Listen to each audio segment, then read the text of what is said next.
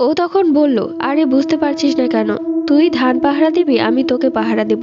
আমি তখন হাসলাম। ও যেভাবে বলল সেভাবেই আমি পুরো ক্ষেতটা ঘুরে আসলাম। এরপর ঘরে চলে আসি। ও ঘরে এসে বসলো। আমি তখন পকেট থেকে একটা সিগারেট বের করতেই ও দূরে সরে গেল। ও তখন ঘর থেকে বের হয়ে যাচ্ছে আর রাগান্বিত কণ্ঠে বলছে, তোর কাছে আসাটাই ভুল হয়েছে বেয়াদব। আমি তখন বললাম, কি ব্যাপার, তুই এত ভাব নিচ্ছিস কেন? এই নেশা তো তুই ধরিয়েছিস আমাকে।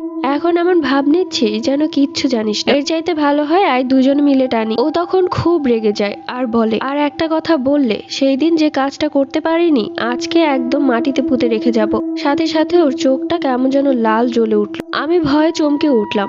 কি বলছে এসব? আমি তখন ভয়ে চিৎকার করে বললাম, মানে তুই আমাকে মাটিতে পুঁতে ফেলবি? এগুলো কি বলছিস? ও তখন ওর কণ্ঠ নরম করে বলল, দেখ, কাজ থেকে এসেছি, মনটা ভালো নেই।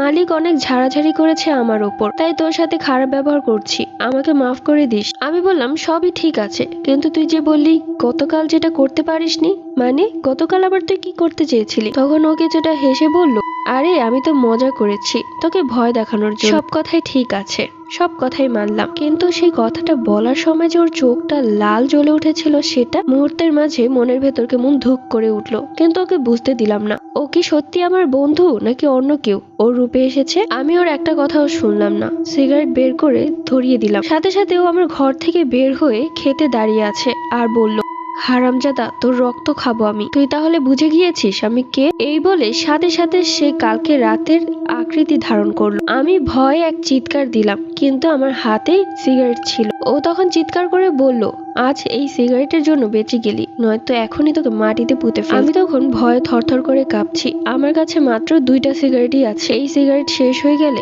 আরেকটা ধরালে ওইটা শেষ হয়ে গেলেই তো আমার মৃত্যু। আর আমি যে এই সিগারেটটা ধরিয়ে ঘর থেকে বের হয়ে দৌড় দিব সেইটাও পারবো না, কেননা এত সাহস আমার নেই। কিছুক্ষণ পর সেই দানবটা গায়েব হয়ে গেল। মুহূর্তের মাঝে আমার বন্ধু এলো আমার কাছে, আর আমার কাছে এসে বলল, কি রে এভাবে তাকিয়ে আছিস কেন? মনে হচ্ছে আমাকে দেখেই ভয় পাচ্ছি। আমি আসলে বুঝতে পারছিলাম না ও কি সত্যি আমার বন্ধু নাকি সে। আমি তখন সিগারেটটা ওর সামনে বারবার নিয়ে বলছি, আমার কাছে আসবি না, তাহলে আমি তোকে জ্বালিয়ে দিব। ও তখন হাসতে হাসতে বলল, কি পাগলামি শুরু